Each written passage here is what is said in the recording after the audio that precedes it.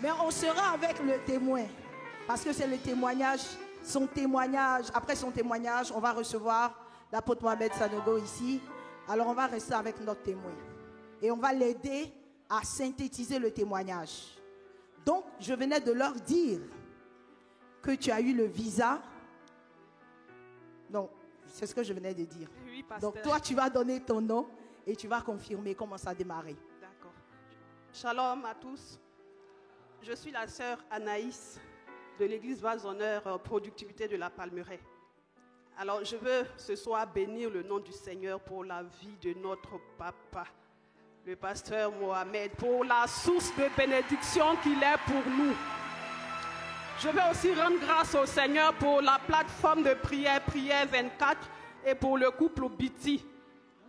Que le nom du Seigneur soit béni. Alors, comme pasteur Prisca était en train de l'expliquer, je pars pour Paris et arrivé à l'aéroport, on me fait savoir que mon visa n'est pas valide.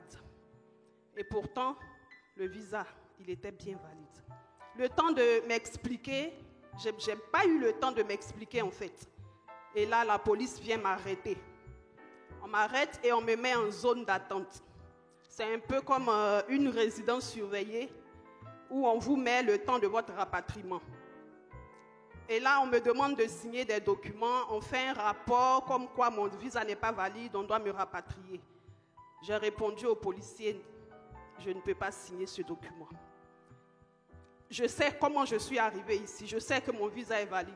Alors, vous ne pouvez pas me faire signer un document. Et d'ailleurs, je connais mes droits. Et je sais qu'au moins, je dois être assistée d'un avocat. Donc, on me met dans cet endroit-là. On me prend toutes mes affaires et tout. Et puis, on est logé dans des chambres en haut. Et en bas, il y a la police. Il y a un lieu pour se restaurer et tout. Je n'ai pas eu le temps d'informer la famille quand je suis arrivée. Donc, il y a, dans les bâtiments du haut, on a les agents de la Croix-Rouge qui prennent soin de nous, qui s'occupent de tout ce qui est documentation. L'un des agents qui me dit « Ah, madame, je ne sais pas, mais je vous crois. » Moi, je sais que je vous crois. Je ne sais pas pourquoi tout cet acharnement. Mais normalement, quand tu arrives et que tu as des problèmes, tu as 48 heures pour apporter toutes les preuves de ton innocence. Mais là, tout de suite, ils ont déjà transféré votre dossier à la justice. J'ai dit, bon, ok. Donc, quand je partais, nous étions dans les 12 jours de jeûne. C'était le samedi 20. Le jeûne devait prendre fin le lendemain. Mais je n'ai pas rompu le jeûne. Je suis restée en jeûne depuis vendredi jusqu'au lundi matin. Et là, j'ai pu, avec l'aide de l'agent de la Croix-Rouge, rentrer en contact avec ma famille. Et il y a le mari de ma petite soeur qui est venu avec tout ce qu'il y avait comme document. Ils ont dit, ça ne passe pas. Ton dossier a déjà été transféré à la justice. Il faut que tu passes devant le juge. Ok. On va résumer cette partie. À ce stade, il y avait une seule solution, le rapatriement. C'était ça. Tu devais revenir en Côte d'Ivoire. C'est ça. Et qu'est-ce qui se passe par la suite? Par la suite, après qu'on leur ait présenté tout ce qu'il y avait comme preuve de mon innocence, ils ont refusé. Et là, on arrive au lundi matin. Le lundi, je suis en chambre et l'esprit me dit, descends, va au réfectoire, va manger.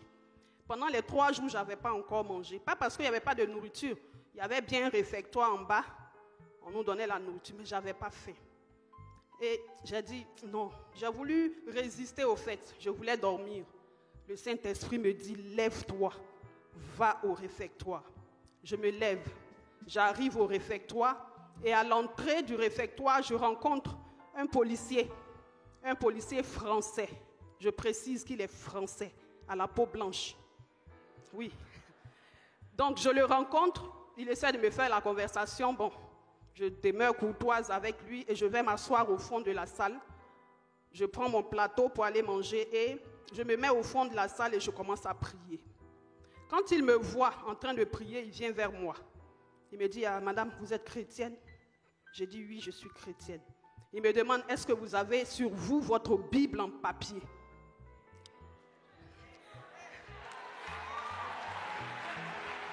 Ok. Donc, le policier à la peau blanche demande à la sœur si elle a sur elle sa Bible en papier. La suite.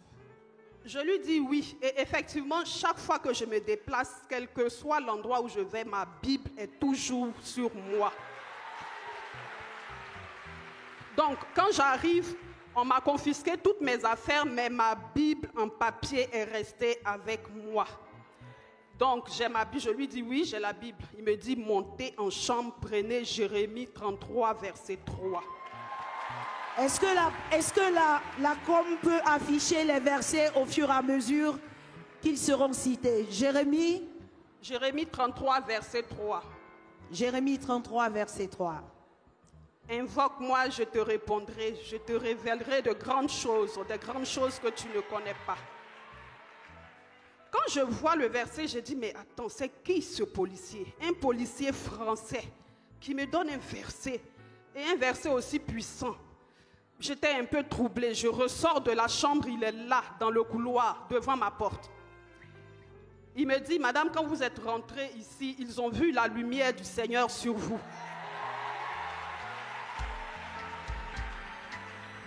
Ils ont vu la lumière du Seigneur sur vous, sinon vos documents n'ont pas de problème. Mais quand vous sortez d'ici, ce n'est pas pour aller vous lamenter, pour dire non, les Français sont méchants et tout. Mais c'est pour que tu puisses aller témoigner de Christ. Que tu dises que notre Dieu, il est vivant et il est réel.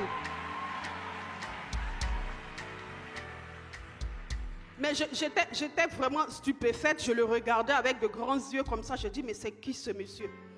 Il me dit, tu retournes dans la chambre. Tu prends le livre de Luc 10, verset 19.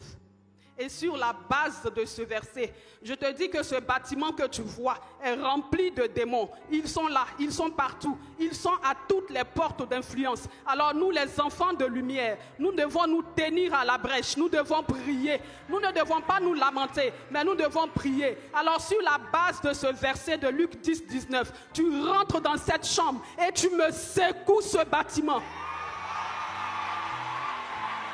Alléluia.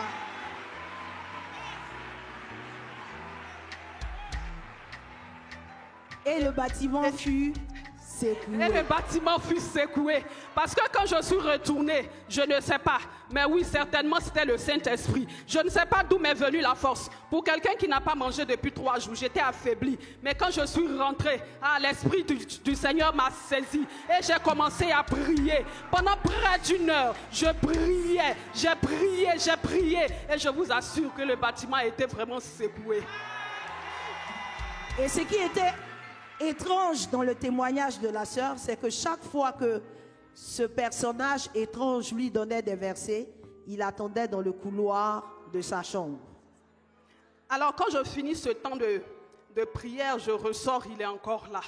Je dis, mais attends, il est là pour moi seul ou quoi, ce policier? Je ne comprends pas. Il me dit, vous êtes de quelle communauté?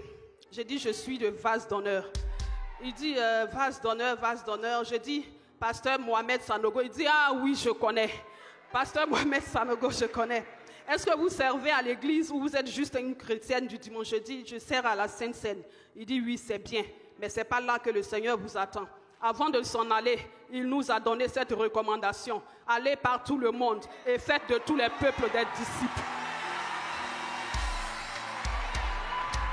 Donc c'est là que le Seigneur nous attend. À l'évangélisation. Alors quand il finit, je lui demande son nom. Je lui demande, est-ce que je peux savoir son nom? Il me dit, son nom n'a pas d'importance. Et il retourne. Le lendemain, je sors, je cours même pour aller au réfectoire, je ne le trouve pas. Et logiquement, mon procès était prévu pour le mercredi. C'est-à-dire 2 jours après. Et le mercredi, j'arrive à l'audience. J'ai un avocat commis d'office, un arabe, qui arrive. Normalement, on devait se voir à 9h, vu que l'audience avait lieu à 10h. Il arrive à 5 minutes de l'audience.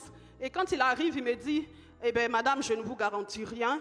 Ce sera au juge de décider parce que moi, je ne sais pas, mais je ne vous garantis rien. Je suis votre avocat, mais je ne peux rien vous dire. J'ai dit, Seigneur, c'est toi. C'est toi le juste juge. Et Jésus-Christ de Nazareth est mon avocat auprès du Père. Alors je vais à cette audience et je sais que Père, ton nom sera glorifié. Alors on part à l'audience et à l'audience on était une dizaine de personnes. On arrive, le juge nous reçoit, une juge, une jeune fille.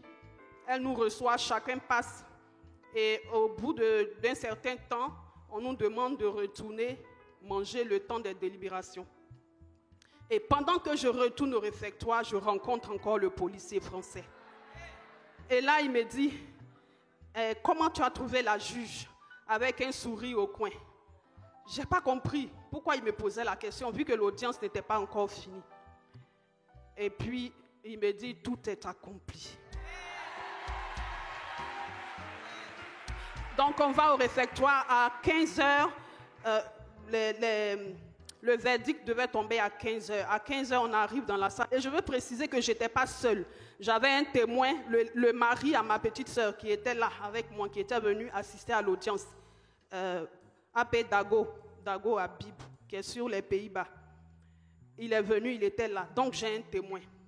Donc, la juge arrive. Tous ceux qui passaient avant moi ont dit, vous êtes maintenus, vous êtes maintenus, vous êtes maintenus. Et quand j'arrive, la juge me dit, madame, je ne sais pas pourquoi on vous a retenu ici. Vous êtes libre, vous pouvez rentrer en France.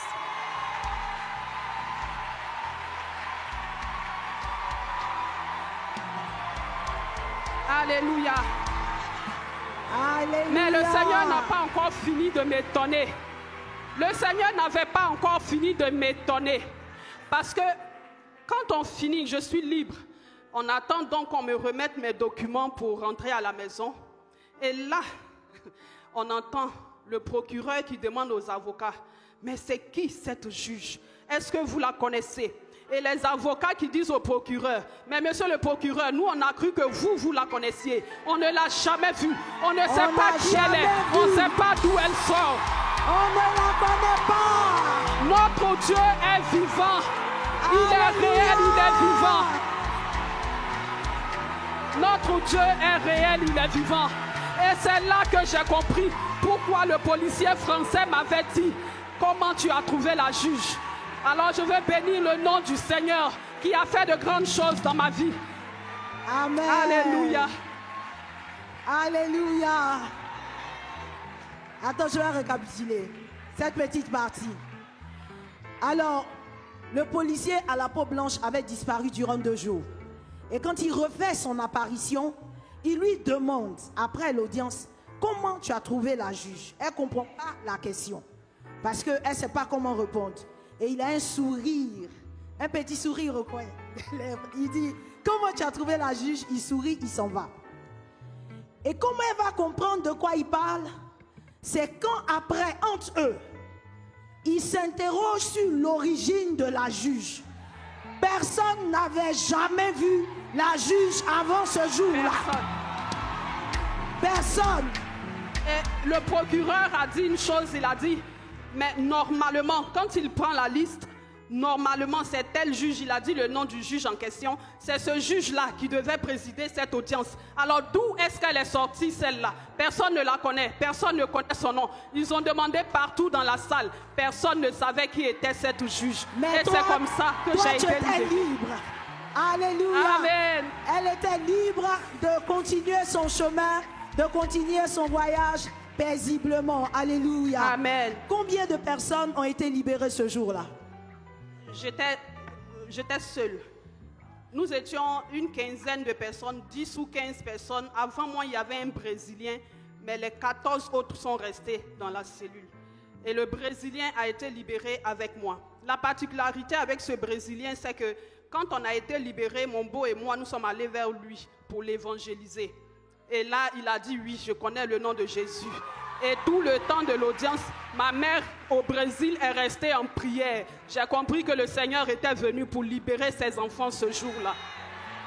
Que le nom du Seigneur soit béni. Amen. La prière marche. La prière marche. Alléluia.